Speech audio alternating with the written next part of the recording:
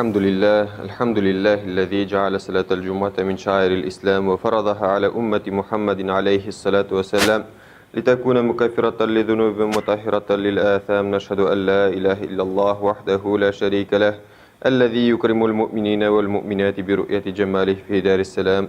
ونشهد أن سيدنا وسندنا ومولانا محمدا عبده ورسوله المبعوث بالدعوة إلى دار السلام، صلى الله تعالى عليه وعلى آله وأولاده وأزواجه وأتباعه وأصحابه وأتباعه وخلفائه الراشدين المرشدين المهديين من بعده ووزرائه الكاملين في عهده، خصوصا منهم على الأئمة خلفاء رسول الله على التحقيق، أمير المؤمنين حضرة أبي بكر وعمر وعثمان وعلي وعلى بقية الصحابة والتابعين رضوان الله تعالى عليهم أجمعين.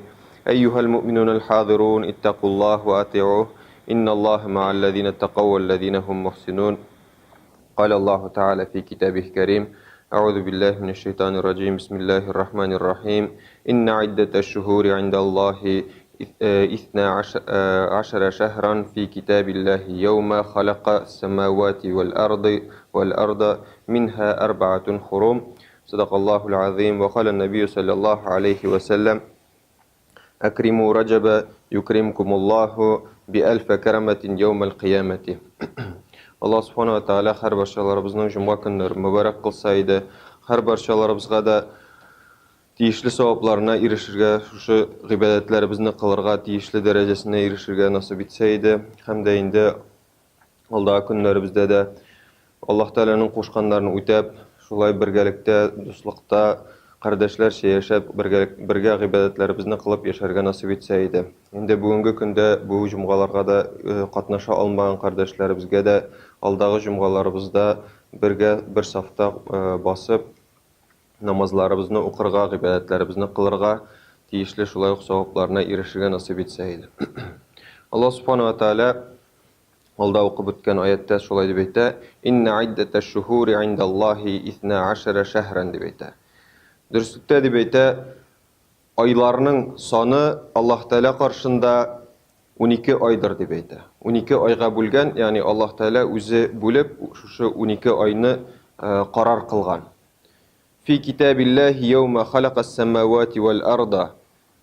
Hem de bu mağlumat deb ayta Allah Teala'nın kitabında yazılgan kaçandan birli kökler hem yer yüzü barlıkka kelgenden birli şu 12 ay deyip yazılıp koyulgan deb ayta Allah subhanahu wa ta'ala. Hem deb ayta minha 4 hurum deb ayta. Hem ul aylarının 12 ayının 4'isi haram ay, yani hürmetke iyi bulgan hürmetli aylar deb ayta Allah subhanahu wa ta'ala. Hem indi biz bugünkü vaazimizde inşallah şu 4 haram ayının birisi turunda bugünkü günde yaşagan ayımız ul da bulsa Recep ayı turunda söyleşip ötürge tırışırız inşallah. Hem de indi Allah subhanahu wa ta'ala şu ayetten anlağanımızca bu aylı, yani Recep ayında şu isepten haram deb ayta. Yani haram nerse degan söz hürmetke iyi bulgan, hürmetli aylar deb ayta. Bir kişini yoki bir narsani, bir predmetni bo'lsin, bir oyni yoki bir vaqtni, nindidir narsani hurmatli deb aytу uchun aning sabablari bo'larga tegish. Shulay bit. Ya'ni ul nindidir ustunliklarga ega bo'larga tegish, fazilatlarga ega bo'larga tegish. Shulay bit. O'ylab qarasa, bulay gana uramdan tavib algan toshni bir kimda bu hurmatli tosh deb aytmay, shulay bit. Yoki bu bina hurmatli bina deb aytmay. Yani dürüstünden indidir üstünlükleri bulurga tegish, hem bu Recep ayının dağın üstünlükleri var. Şul üstünlüklerinin birincisi hem en mühimi bulgan üstünlük turunda, fazilet turunda Peygamberimiz sallallahu aleyhi ve sellem şulay deb ayta: "Ela inne Recebe şehrullahi ve Şa'ban şehri ve Ramazan şehru ümmeti" deb ayta. İhtibarlı buluguz deb ayta, anlap kalığız, isigizde tutuguz deb ayta Allah Peygamberimiz sallallahu aleyhi ve sellem. Recep ol deb ayta Allah Teala'nın ayı. Tabii. Yani Allah Teala nerse deb ayta, bu benim ayım deb ayta. Peygamberimiz de bunu tahqiqla hadisinde bu deb ayta, Allah subhanahu wa ta'ala'nın ayı. Şaban deb ayta benim ayım, yani Peygamberimiz sallallahu aleyhi ve sellem'nin ayı. Hem de indi Ramazan ol deb ayta benim ümmetimnin ayı deb ayta. Yani bu hadisten ko'rganimizcha eng birinchi narsa Recep ayı ol Allah Teala'nın ayı. Инде Аллах Субхана Тәала бер нәрсәне минеке дип әйтсә, яки минем өчен барлыкка китерелгән әйбер дип әйтсә, бу әлбәттә нәрсә һичшиксез хөрмәткә ия булган нәрсәдер. Шулай бит. Мәсәлән, мисал китерсәк, Кәгъбәтуллахны Аллах Субхана Тәала нәрсә дип әйтә? Бәйтуллах дип әйтә. Шулай бит. Ягъни Аллах Тәаланың йорты дип әйтә. Әлбәттә бу Кәгъбәтуллах территориясендә, ул урында бер шибен ширкигә дә зарар китерергә ярамый. Шулай бит. Бер җанварга да зарар китерергә ярамый. Кешеләр арасындагы начар мөнәсәбәт турында сөйләүсе дә юк. Ягъни Кәгъбәтуллах, ул Бәйтуллах, ягъни Аллах Тәаланың йорты булганга күрә, ул бик хөрмәтле булган урын. Шулай бит. Аллах Тәала аны минем йортым дип әйтә, шуңа без аны хөрмәтлибез, біз анда нәрсә эшлибез? Хаҗ кылырга барабыз, зур гыйбадат кылырга барабыз. Шулай бит. Һәм дә Коръәни Кәрим мәсәлән, шулай бит. Коръәни Кәрим ул нәрсә Аллах Тәаланың сүзләре дип әйтәбез. Шулай бит. Аллах Тәаланың сүзләре булганга күрә, Аллах Тәала үзе дә Коръәндә нәрсә дип әйтә? Аңа дип әйтә, пак булмаган, чиста булмаган бер зат та тимәс дип әйтә.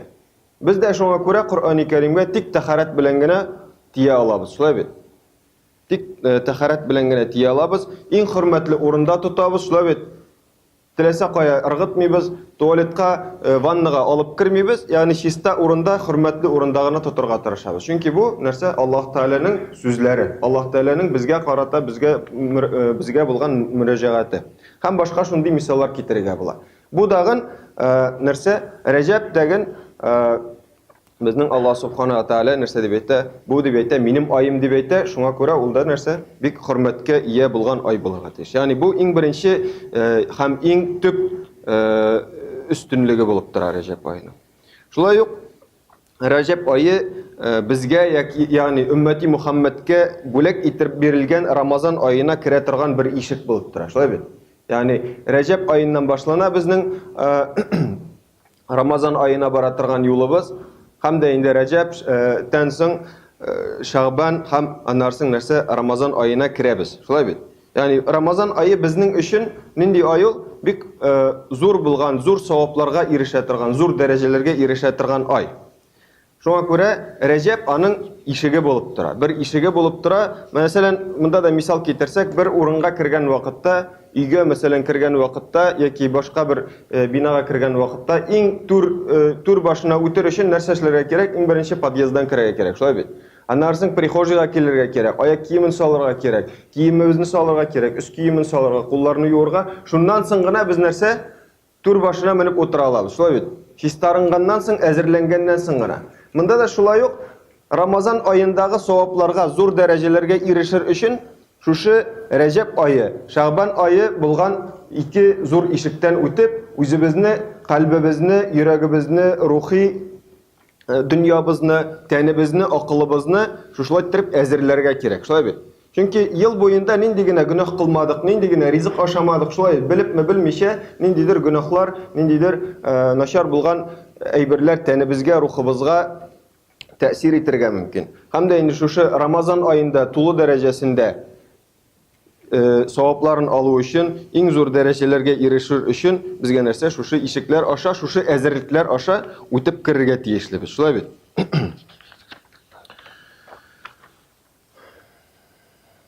Тагын бер Пәйгамбәрбез саллаллаһу алейхи вәсәлләмнең иң зур мөгъҗизаларыннан берсе Миграҗ кылына. Шулай бит. Ягъни Пәйгамбәрбез саллаллаһу алейхи вәсәлләм Аллаһ Тәала каршына барып Миграҗ кыла. Бу мөгъҗизалы сәфәрдә Пәйгамбәрбез саллаллаһу алейхи вәсәлләм иң беренче Адам алейхиссалам, Идрис алейхиссалам, Муса алейхиссалам, Гыйса алейхиссалам һәм Ибраһим алейхиссаламнар белән күрешеп, аларның киңәшләрен ишетеп, алардан зур дәресләр алып кайта. Күз алдына китерик, кайчан без нәрсә шундый зур Аллаһ Субхана Тәаланың якын булган пәйгамбәрләре белән күрешеп, алардан зур дәресләр, алардан шундый киңәшләр алабыз. Шулай бит. Бу Пәйгамбәрбез саллаллаһу алейхи вәсәлләм өчендәген шундый бер зур дәрес була, зур киңәшләр алып кайткан була. Шушы изге сәфәрдән Пәйгамбәрбез саллаллаһу алейхи вәсәлләм. Шулай ук Пәйгамбәрбез саллаллаһу алейхи вәсәлләм нәрсә гаиб дип аталган, ягъни безнең күзләребез белән күренмәгән нәрсәләрне күрә. Җәннәт, җәһәннәм кебек ахирәттә булачак хәлләрне, шундый нәрсәләрне үз күзләре белән күреп, тагын да иманын ныгайтып, Аллаһ Тәаләгә булган иманын тагы да ныгайтып, шушы сәфәрдән кайтты. Аның әтисе Абдулла һәм әнисе Әминә nikah günü bu. Şulay bit, nikah kişisi. Şuna göre de bu bizim için daha da zor şartlık. Şulay bit. Eğer Peygamberimiz sallallahu aleyhi ve sellem Allah Teala'nın rahmeti bulgan peygamberi bu dünyaya kilmese biz şu meşitlerde Allah Teala'ya ibadette otura alır idik mi? Şulay bit. Şunday zor sırav tuğa. Bizge Peygamberimiz sallallahu aleyhi ve sellem şu nuru Kur'an-ı Kerim nuru taralmagan bolsa şu günde biz Allah Teala'ya ibadetimizni, şükrimizni bildire algan bolar idik mi? Bu da bizim için zor bir bulak hem de Recep ayının da üstünlüğü bulup durur. Şuna göre de Peygamberimiz sallallahu aleyhi ve sellem yani şu Recep ayının zor hürmetke iyi bolgan ay eken anlatıştan da Peygamberimiz sallallahu aleyhi ve sellem bizge hürmet iterge koşup şulay dep aytdi.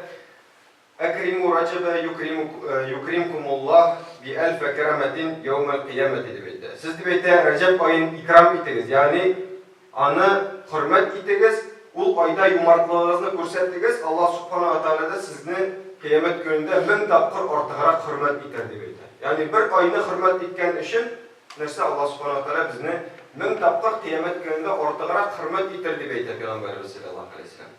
Hem hadisinin devamında aytıldı: وَمَنْ يَغْتَسَلَ أَوَّلَ رَجَبَ وَأَوْسَطَهُ وَآخِرَهُ خَرَجَ مِنْ ذُنُوبِهِ كَيَوْمِ وَلَدَتْهُ أُمُّهُ. Kim dep aytdı şu ayının, Recep ayının başında, ortasında hem ahırında gusül olsa, yani yuunsa, şuna bir tenin yusa, o vakitte Allah subhanahu wa ta'ala anasından doğan bala kebek şista, günahlarından pak itip kılar dep aytdı. Göz aldına keltiririz. Biz böyle de atnağa en azında bir mertebe yuunabız, şulay bit, teni bizni yuvarga tırışabız. Böyle de gusül alırga tırışabız. Hem bu ayda Allah subhanahu wa ta'ala 3 tapkır gusül algan için nerse bizning günahlarımızı sürtüp bitirge hazır. Şulay bit. Yani şunday zor hürmetli ay ekenin anlayız. Yani bu yuungan işin, yani gusül algan işin bile bizge beriletirgan savab. Endi bu ayda bir gün bulsa da en azında bir gün bulsa da urazat tutsak indi savab verir eken Allah subhanahu wa ta'ala. Şunu okuyup qarayıp Peygamberimiz şunday aytdı: "Ela inne Recebe şehrullahil asam. Femen sama min Recebe yevmen imanen ve ihtisaben istecabe rizvanullahil ekber" dep aytdı Peygamberimiz sallallahu aleyhi ve sellem. Bu hadisini ikiye bölüp anlatırız. En birinci Peygamberimiz aytdı, ihtibarlı bulunuz dep aytdı, isinizde tutunuz, bu dep aytdı Recep ayı Allah subhanahu wa ta'ala'nın ayı dep aytdı. Allah subhanahu wa ta'ala'nın tavuşsuz, tınssız ayı dep aytdı. Buna bu birinci ülüşü bulur. Şunu anlatıp gittik mi birinci? Yani ne için Allah subhanahu wa ta'ala'nın tavuşsuz, tınssız ayı? Çünkü haram aylarında bile biz hatta müşrik vakitlarında garipler degen nerse işlegen bolanlar soğuşlarını to'xtatıp tura turgan bolanlar. Yani şu Recep hem başka haram aylarında soğuşlarını to'xtatıp tura turgan bolanlar bir-birisi bilen dostlaşıp yaşayıp turgan bolanlar. Şunun için tavuşsuz, tınssız ay dep aytdı Peygamberimiz sallallahu aleyhi ve sellem. Hem de endi ne için tavuşsuz, tınssız? Çünkü bu ay Allah subhanahu wa ta'ala'nın ayı, hem bizge bu ayda kübrek Allah Teala bilen söyleşu, Allah Teala'ga dua kılı, ana müracaat etü tiyişli. Şulay bit. Endi biz Allah Teala bilen söyleşu için bizge tavuş gerek değil. Kışkırık gerek değil, şulay bit. Bizning ko'nglimizda bulgan bütün narsani Allah subhanahu wa ta'ala bilib turadi. Anlab turadi, ko'rib turadi. Ham shuning uchun yoki savobin yoki gunohini da berib turadi. Shunga ko'ra bu tavushsiz, tinsiz oy deb aytadi Peygamberimiz sallallohu alayhi vasallam.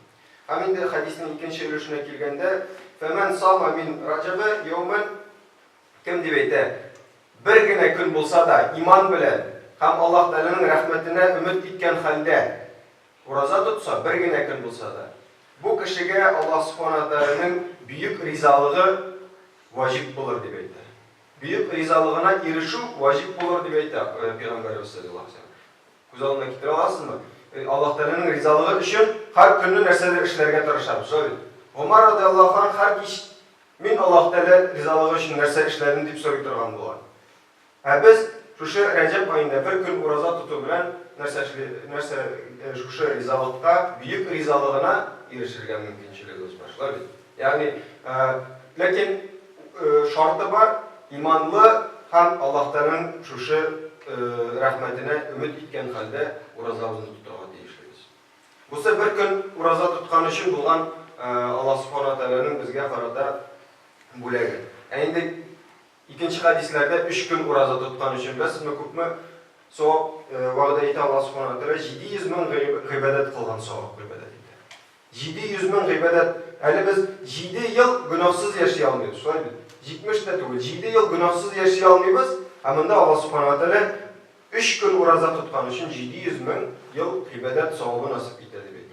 Eğinde birinci 5 gününde uraza tutkan kişilerge umumen cennetke kirerge haklı buladı beydi. Yani bu kişinin Allah Teala karşısında cennetke kiru hakkı buladı beydi Peygamberimiz sallallahu aleyhi ve sellem. Yani bu elbette şimdi bir Peygamberimizin garantiyesi boluptur. Bu kişi Recep ayının başında 5 gün uraza tutkan kişi o elbette cennetke girecek deyip şimdi bir garanti verip koyar. Elbette bu ihlas көңілден bulacak değil. Şöyle bir.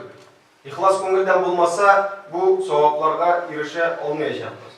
Bunun birinci faydası da olmayacak. Şöyle bir.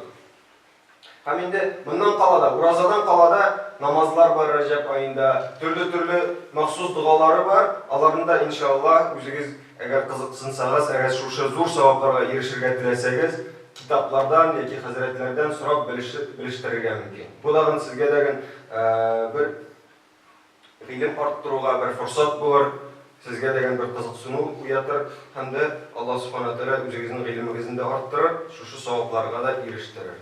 Hem de indi Allah subhanahu teala her başalarının şu Recep ayının hikmeti, bereketine erişirge, sevaplarına erişip Allah subhanahu teala'nın rizalığına erişken bendelerinden burada nasip etseydi. Ela inne ahsenel kelam ve abla'a nizam kelamullahil melikil azizil allam kema kalallahu tebareke ve teala fil kelam ve idâ kuriyel Kur'anu festemi'u leh ve ansitu leallekum turhamun semi'u du'a.